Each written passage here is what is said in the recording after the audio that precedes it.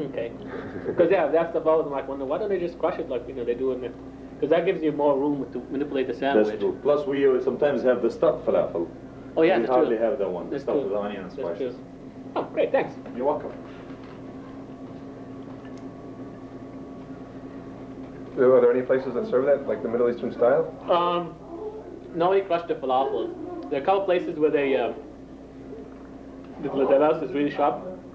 I mean the whole salad. Mm-hmm. And there's only 2 places. And if you had been watching the Minneapolis falafel hunt, you would have known. So you have to watch the reruns to know what these 2 places are, where they actually come close to the way they serve it in the Middle East. Mm-hmm. But like Ahmed said, I guess the Americans like it more when they see big chunks of lettuce and big chunks of tomatoes. I myself found it, it's taken away from the falafel. Nicaragua, there were hundreds and hundreds of international observers because they thought it was going to go the other way. Mm-hmm. So there were like all these new American citizens going down there, some pro-Sandinistas, some anti-Sandinista, but there were so many people there observing. And I'm sure if the election did go the other way, if the Sandinista win, you're going to have people saying it was a fraud. Yeah, but they always say like, oh, we want observers there for these elections. But it doesn't do any good. I mean, you can spot some things.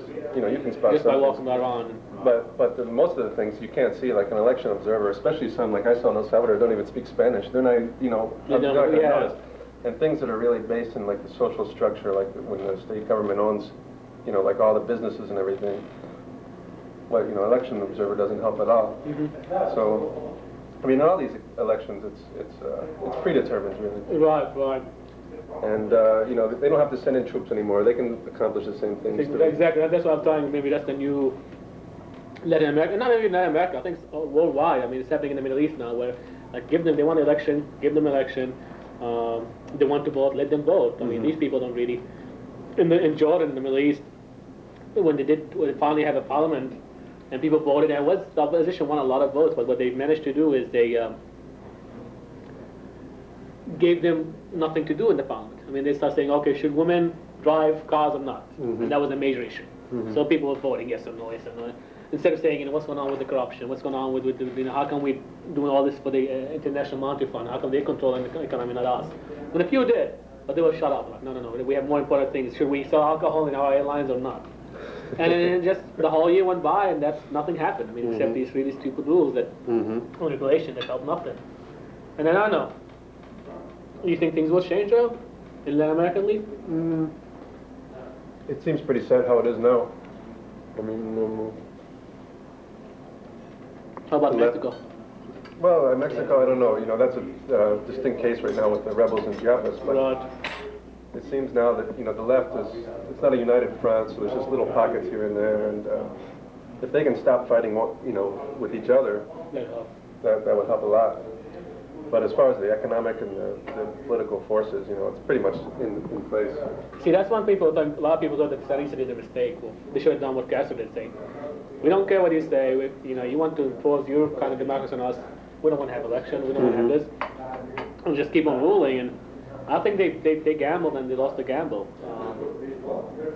And then that's the one way that Castro, they keep pushing. You have to do it our way. You have to do it our way. And I think he realized, it's very difficult to do it the U.S. way and stay on top. Right. And then, I don't know, if you believe in your system and you believe in your revolution, it's very difficult to let go of it. I mean, yeah, Castro's been there for a long time. A lot of people don't like Castro. I have a lot of problems with the way he rules, but considering the alternative, I think, I'd rather have Castro than have the people in Miami ruling me, especially if I'm one of the blacks Cubans or the minority Cubans that.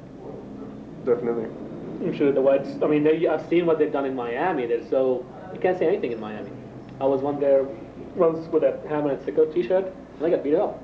I was walking downstairs, and the people would come in and beat me up. Like, well, okay, great, this is the kind of democracy you want in Cuba. It's everyone democracy where you can't even wear a t-shirt. Right. But the things are changing there, too, in Cuba, because I got a letter from my friend recently, and still things are changing. Like, the way she put it is that the country's turning back into a more privileged society now. You have to pay off somebody or know somebody to get a job, and so even though the United States doesn't really control any part of the country, still like the tourism industry, for example, is bringing about a stratification, more class differences and competition. and privilege, like she said. Well, it did change a lot. I mean, from free buses and free rent from the beginning of the revolution to Right. we can't really afford that anymore.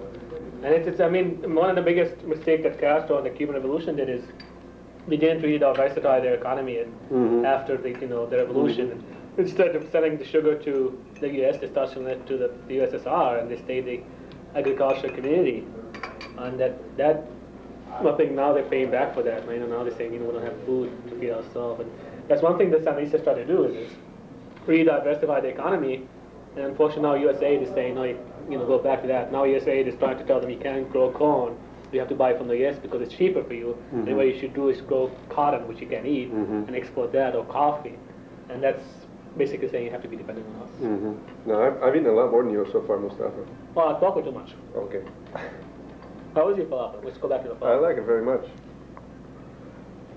Of course, this is the only way I know it, is this way. I don't know like the way you know back home, but I like it this way. Of course, that's why they make it this way. Right, yeah. Is there any onion here, though? In Jonah, a regular salad will be no lettuce, tomatoes, onions, pickles, which again, no restaurant in the Twin Cities serve you pickles in the sandwich yet, at least we've been to. There's a couple who serve you on the table and you can pick your own. That's why another reason why in the Middle East the falafels are considered junk food, because they always have pickles in them and hot sauce, and then here it's considered health food because it's all like lettuce and stuff.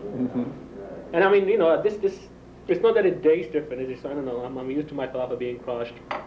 It gives me more room for the falafel. My lettuce to be really sharp, and then I like it this way, but I like it also the other way too. So you're saying you don't eat meat usually? So is that, I don't know, back there is that hard? Because I know in Latin America, it's if you don't want to eat meat, it's very hard because It's a meat culture. the meat culture. Yeah. It's just strange because I don't think it was always a meat culture. I'm sure the Indians were not. I mean, in the Middle East, the same thing. You will eat meat maybe once a month in the old days. Then it became more and more meat culture, more and more. Then it became a status symbol. If you don't eat meat every day, something wrong with your family. And that's actually one of the reasons I'm a bit. I mean, I'm not one of those people who say, okay, I'm an anti-slaughter. I mean, there's sometimes you can't help it. If that's the only food that you have around, you have to eat it. I'm anti-business, and we're making it this meat culture, meat industry, where everybody, 2 or 3, 4 or 5 companies controlling all the meat. I don't know if you've ever read Diet for a Small Planet. No, I haven't read that. It's a great book. It talks about just how can you weigh, to produce hundreds and hundreds of pounds of grain or beans. It's the same amount of money you can eat to cook maybe 1 pound of meat. And it's basically we're starving ourselves by eating our meat because we can't all eat meat. So maybe you're kind of drawing similarity to how it is like a car culture too. It's like that's kind of a status. If you don't have a car, then there's something wrong with you. Like, whereas it might be more efficient to get around other ways.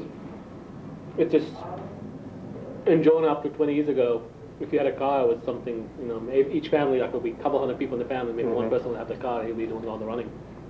Now, this is taboo. He's using his fork. It's very, very taboo.